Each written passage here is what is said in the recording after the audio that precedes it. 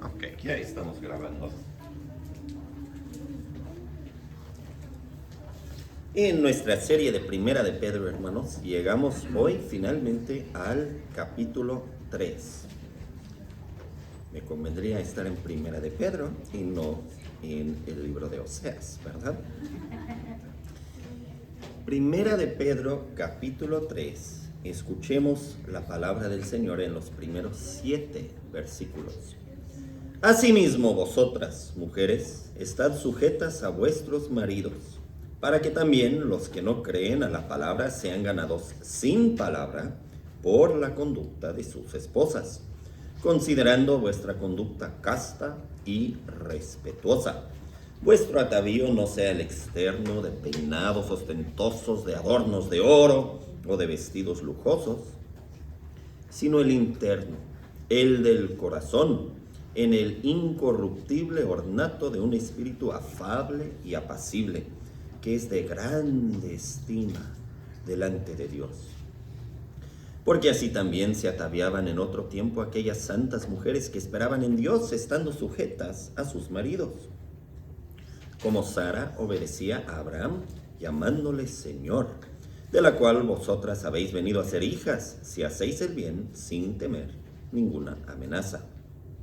Vosotros, maridos, igualmente, vivid con ellas sabiamente, dando honor a la mujer como a vaso más frágil y como a coherederas de la gracia de la vida, para que vuestras oraciones no tengan estorbo. Amén. Hasta ahí la lectura de la palabra del Señor.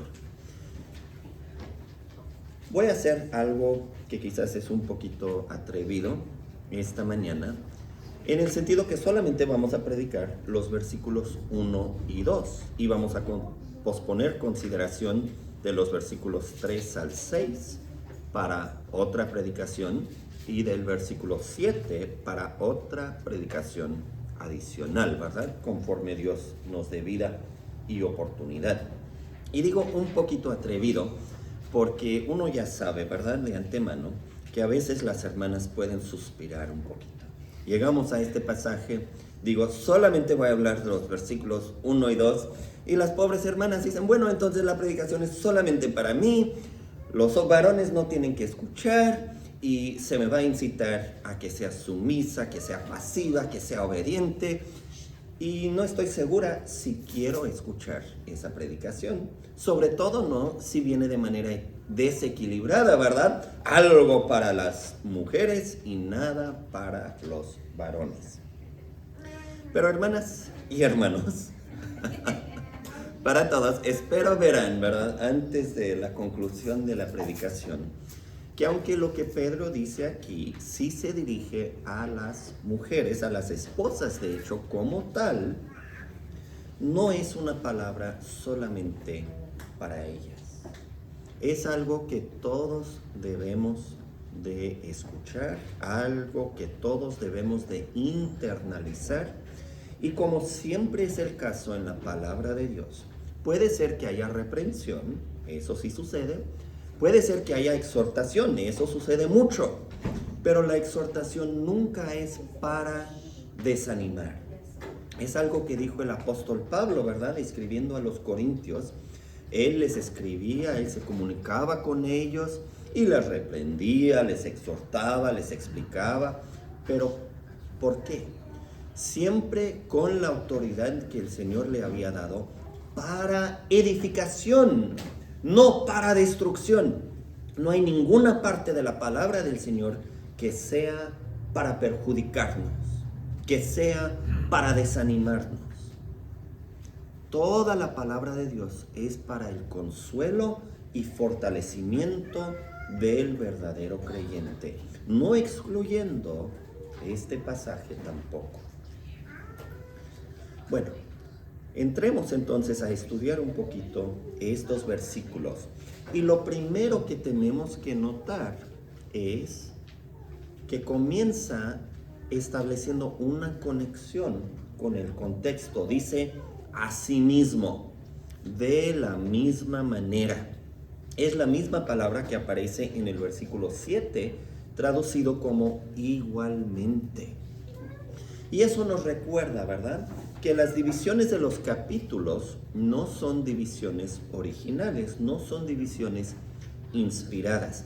Entonces, ¿qué es lo que Pedro está haciendo? ¿Qué ha hecho en el capítulo 2 como contexto? Pues ha comenzado a explicar la conducta cristiana en distintas relaciones de la vida. Nos ha llamado a vivir como extranjeros y peregrinos, capítulo 2, versículo 11. Y entonces está explicando cómo es la vida en este mundo como extranjeros y peregrinos. Bueno, el hecho que somos extranjeros y peregrinos, que el mundo no es nuestro hogar, no quiere decir que no respetamos a las autoridades. Y entonces nos ha dicho, honrad a todos, amad a los hermanos, temed a Dios, honrad al rey. O sea, reconocemos que aunque el mundo no es nuestro hogar, vivimos en una sociedad y hasta cierto punto, en la medida que lo podemos hacer sin pecar, tenemos que adaptarnos a las condiciones de nuestra sociedad. Luego habla a los criados, es decir, a los esclavos. Y no les dice que denuncien a sus amos, a sus dueños, que se rebelen, que tomen armas para iniciar una revolución política. Les dice, criados, estad sujetos con todo respeto a vuestros amos, no solamente a los buenos y afables, sino también a los difíciles de soportar. Hay un reconocimiento, ¿verdad?, que hay amos que son pesados. Y dice, aún con ellos, sujétense. Para animarlos, les recuerda el ejemplo de Jesucristo, ¿verdad? Cristo padeció por nosotros, dejándonos ejemplo para que sigamos sus pisadas. Y Cristo sufrió injustamente, pacientemente toleró ese maltrato y no respondió con venganza, no respondió con maldición, sino que se encomendó a Dios, quien juzga justamente. Habiendo dicho todo eso, luego Pedro dice, asimismo vosotras mujeres, asimismo, igualmente, de la misma manera. O sea, que hay un principio aquí. Por un lado, Pedro reconoce que en la sociedad humana habrá cierta jerarquía. Habrá algunos que mandan y otros que obedecen. Eso es cierto con referencia al gobierno y los ciudadanos. Eso es cierto con referencia a los padres y los hijos. Y eso es cierto también con referencia al esposo y a la esposa.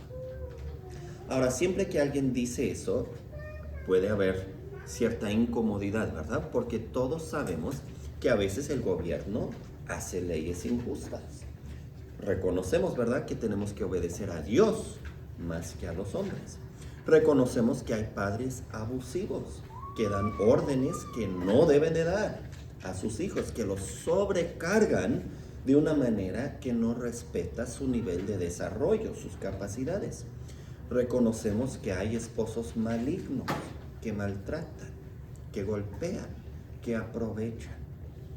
Y entonces leemos estos versículos y decimos, pero no hay límite, no hay freno, no hay control. Sí lo hay y lo vamos a ver.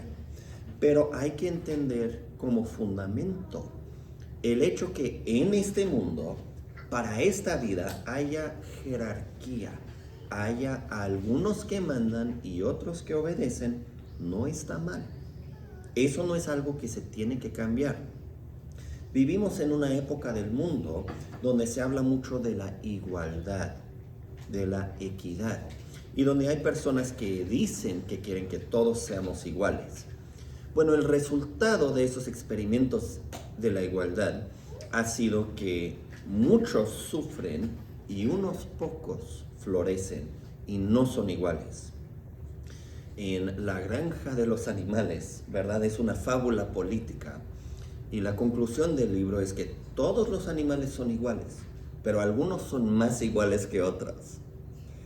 Y eso es muy cierto, ¿verdad? Quienes promueven una igualdad sin diferencia, normalmente son los que piensan que van a ser del partido que controla todo, a final de cuentas. Y entonces la masa de la humanidad será igual en la miseria, pero ellos serán sobresalientes. Mientras los que reconocen que la desigualdad es una realidad en la vida, en la época presente, podemos acomodarnos, podemos ajustarnos, podemos esforzarnos para que esa desigualdad no sea opresivo, no sea terrible. Porque la desigualdad no tiene que ser algo malo. Dios siempre será mayor que nosotros, ¿verdad? Siempre será necesario que nos postremos delante de Él. Siempre será correcto que adoptemos una postura de humildad ante la gloria de Dios. Pero ¿eso es opresivo? ¿Eso me quita mi derecho? ¿Eso me deja en la tierra humillado? No, el Señor me enaltece cuando ocupo mi postura correcta, ¿verdad? Cuando yo reconozco que Dios está en los cielos y yo sobre la tierra, es cuando llego a mi meta, a mi cumplimiento como ser humano. Es el diablo quien dice, yo pondré mi trono como el del Altísimo, ¿verdad? Pero cuando nos postramos ante Dios, cuando somos humildes ante Él, ¿qué sucede? Pues ¿cuál es la promesa de nuestro Señor Jesucristo? En el libro de Apocalipsis Él dice que nos sentaremos con Él en su trono. El que se humilla será enaltecido, pero el que se enaltece será humillado. Entonces, hermanos, reconozcamos, ¿verdad? En mi vida a veces me va a tocar ser obediente. Por ejemplo, en la iglesia, ¿verdad? Yo soy pastor, es cierto, pero yo no rijo, yo no mando, yo no hago todo lo que quiero.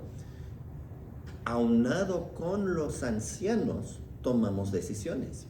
Y si alguna decisión de los ancianos no me parece, pues sin embargo, ha habido momentos en que yo me tengo que someter, porque son 3 o 4 ancianos que tienen esta opinión y solamente soy yo que dice, eso no me gusta. Y entonces, ¿qué hacemos? Pues hacemos lo que dicen los ancianos, ¿verdad? Porque yo también, aunque ejerzo autoridad dentro de la iglesia, también soy sujeto a autoridad dentro de la iglesia. Obviamente, como niño, ¿verdad? Me tocaba obedecer a mis padres. Ahora, en familia, ¿verdad? Pues yo soy el esposo, entonces me toca tomar el liderazgo, pero eso no es para que yo me siente y diga, bueno, esposa, tú vas a limpiar, tú vas a hacer esto, tú vas a hacer aquello, y yo aquí sentadito nomás, ¿verdad? Es para que yo dé el ejemplo de responsabilidad, de encargarme, de fijarme en lo que se tiene que hacer y de buscar la forma en que toda la familia, bueno, en nuestro caso no es muy grande, ¿verdad? Pero que toda la familia salga adelante. Pues igual con ustedes, ¿verdad? En algunas relaciones les va a tocar mandar. En algunas relaciones les va a tocar obedecer. Dependiendo de el transcurso de la vida, ¿verdad? Puede ser que mandan más, puede ser que obedecen más. Pero desde un principio debemos de reconocer, eso en sí no es malo. Que haya jerarquía es un don de Dios para nosotros. Y buscar eliminarlo es oponer al Señor. Ahora, el Señor no ha dado la jerarquía para justificar el maltrato de nadie. Eso es un abuso. No es el uso correcto. Es un abuso. Ahora, cuando dice aquí, asimismo vosotras mujeres, estad sujetas a vuestros maridos, hay 2 cosas importantes para entender. Uno es lo que dice. Dice, mujeres, estad sujetas a vuestros maridos. No es una sujeción general de toda mujer a todo hombre. No, es vuestro propio marido, ¿ok? Entonces, la hermana Silvia, para poner un ejemplo, ¿verdad? No tiene por qué obedecerme a mí, tiene por qué sujetarse al hermano Julio, pero a mí no tiene por qué, bueno, dentro del contexto eclesiástico, ¿verdad? Obviamente todos nos sometemos a los ancianos, de los cuales yo soy uno, pero se sujeta al hermano Julio, no a cualquier varón. No es una sujeción general de mujeres a hombres, es dentro del hogar, dentro del establecimiento doméstico.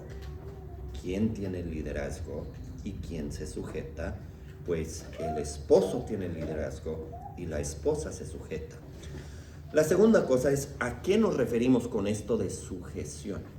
Bueno, esta misma palabra que se usa aquí, se usó con referencia a nuestro Señor Jesucristo, cuando se regresó con sus padres. Recuerden ese viaje a Jerusalén cuando tenía alrededor de 12 años, ¿verdad?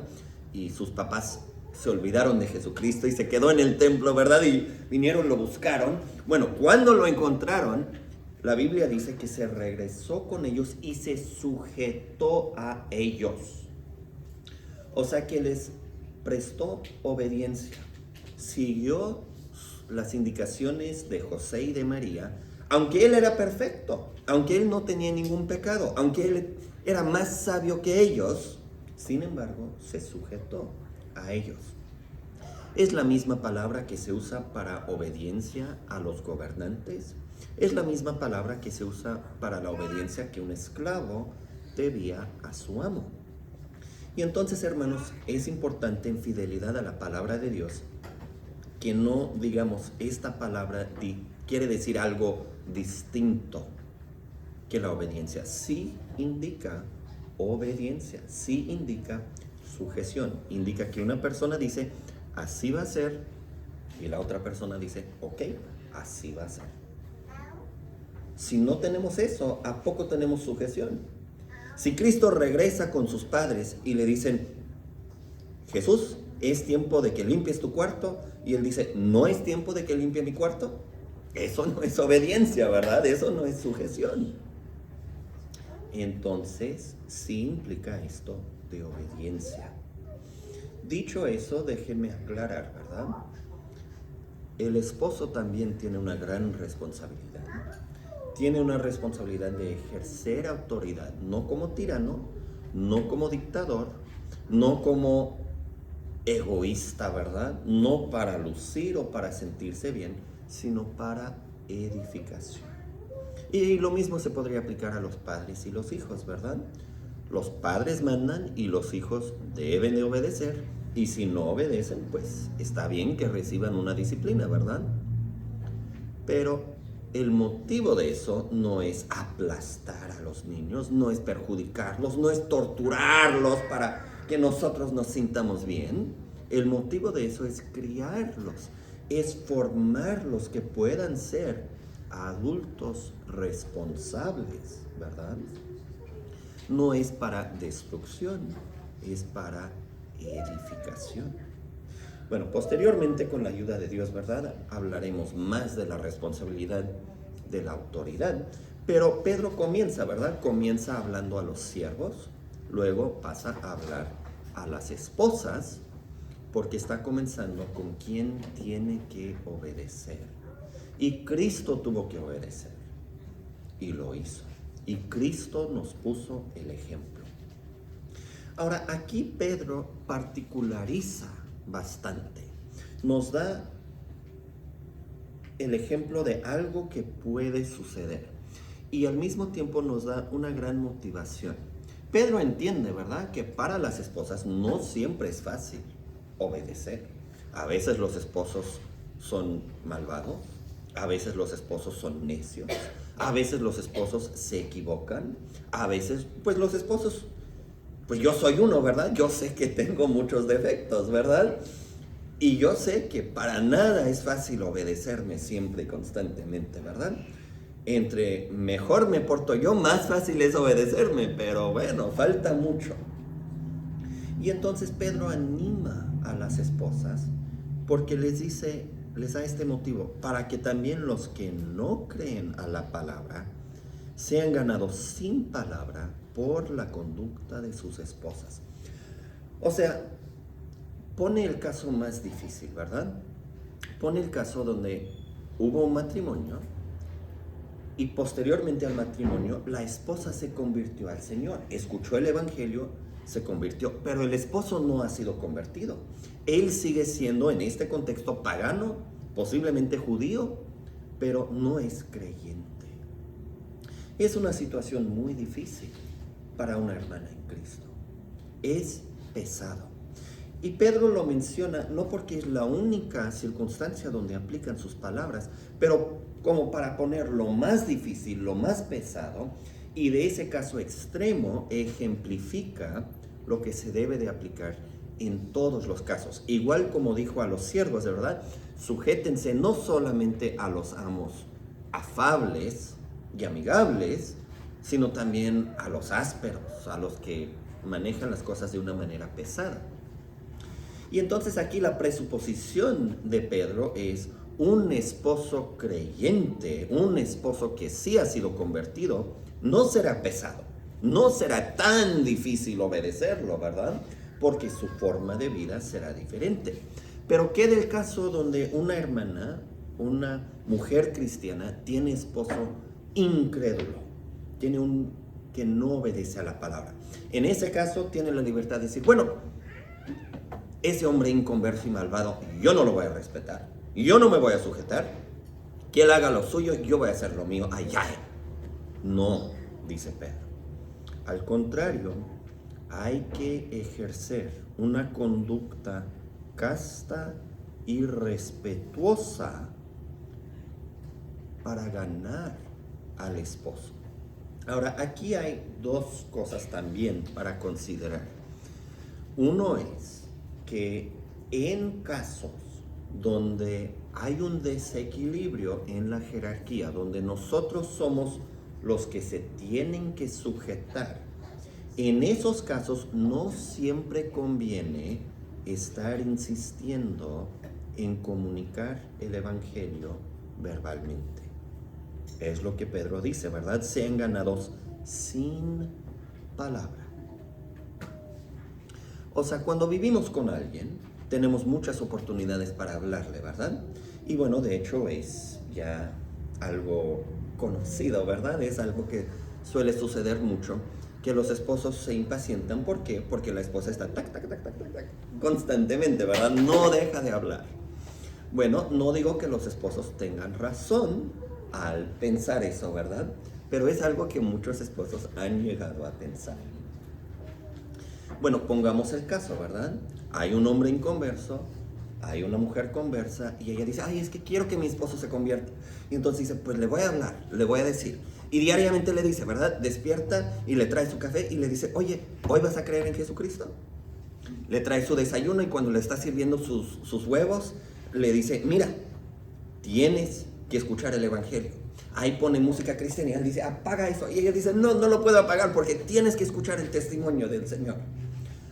En algún momento, ¿verdad? El esposo se va a frustrar, no va a aguantar que se le esté insistiendo constantemente, ¿verdad? Pues Pedro entiende ese peligro y entonces, por decirlo así, da permiso a las esposas que no se sientan obligadas a estar insistiendo verbalmente todo el tiempo, ¿verdad? Dice que en ese caso, y creo que podemos aplicarlo a casos parecidos, es mejor dar testimonio por la conducta más que con la boca. Ahora, si el esposo dice, oye, ¿y qué creen en esa iglesia loca donde vas? Bueno, pues dile, ¿verdad? Si el esposo dice, bueno, yo he estado leyendo la Biblia, hay algo que no me suena. Ah, ok, pues ya se abrió la puerta, ¿verdad? Aviéntense con toda confianza. Pero cuando el esposo incrédulo dice, ya basta, pues ya basta. No es el momento de insistir en comunicarle el evangelio. Y bueno, lo que aplica entre esposa y esposo, lo podríamos aplicar si hay niños, ¿verdad? Con padres incrédulos, que no les estén insistiendo constantemente, ¿verdad? O en el empleo, ¿verdad? no tengo que decirle, comunicarle el evangelio diariamente a mi jefe, ¿verdad?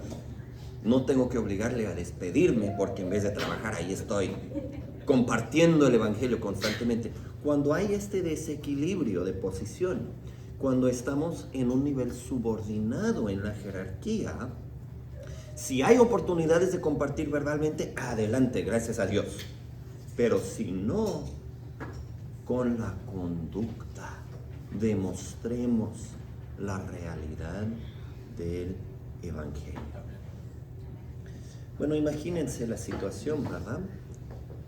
Es una familia pagana, la esposa escucha el evangelio y se convierte. Pareciera no estar sujetada a su marido. En términos del imperio romano, de la cultura que llevaban, no está sujeta a su marido. No va a los sacrificios paganos, va sin su esposo a otros servicios. Es muy posible que otros de la sociedad se burlarían de ese hombre. Mira, tú no sabes manejar tu casa, mira cómo anda tu esposa, mira que va aquí con estos locos, ¿verdad? Lo pone en una situación medio difícil. Y entonces la esposa lo puede ayudar, puede rebajar la ofensa de la cruz, mostrando que no se va a reuniones para encontrarse con otros hombres, una conducta casta. Puede mostrar que el evangelio no le ha hecho peleonera, altiva, sino tiene una conducta respetuosa, ¿verdad? Donde honra a su esposo. Ahora, la realidad es que si la esposa ha sido convertida y el esposo no, en varios sentidos la esposa probablemente tendrá más sabiduría, ¿verdad? Porque tiene el Espíritu Santo, tiene mejor conocimiento de la palabra del Señor, probablemente se porta mejor en asuntos morales, éticos, ¿no? Y entonces sería fácil que se sintiera superior a su esposo, ¿verdad? Moralmente, espiritualmente superior a su esposo. Bueno, que todo eso sea cierto.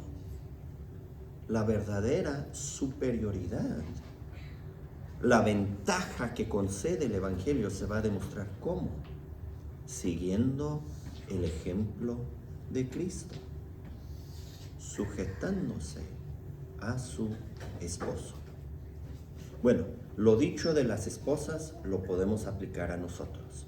Si el evangelio de Cristo me hace terco, peleonero, si me hace imponer mi autoridad o resistir la autoridad de otras personas, si hace que yo insiste desmedidamente hasta fastidiar a mi familia o a mis amigos o a mis vecinos, ¿a poco los voy a ganar? Es difícil, ¿verdad? Pero también esto da una gran esperanza. En el Imperio Romano, la mujer casi no tenía derechos. Estaba casi al mismo nivel que una esclava, la esposa. Pero Pedro dice, no le dice, mira, tú no puedes ser cristiana porque tu esposo no se ha convertido. Reconoce, ¿verdad?, que ella es capaz de tener una relación independiente con el Señor, que no necesita a su esposo para estar reconciliado con Dios. Pedro le concede esa gran dignidad. Y Pedro también le da esperanza.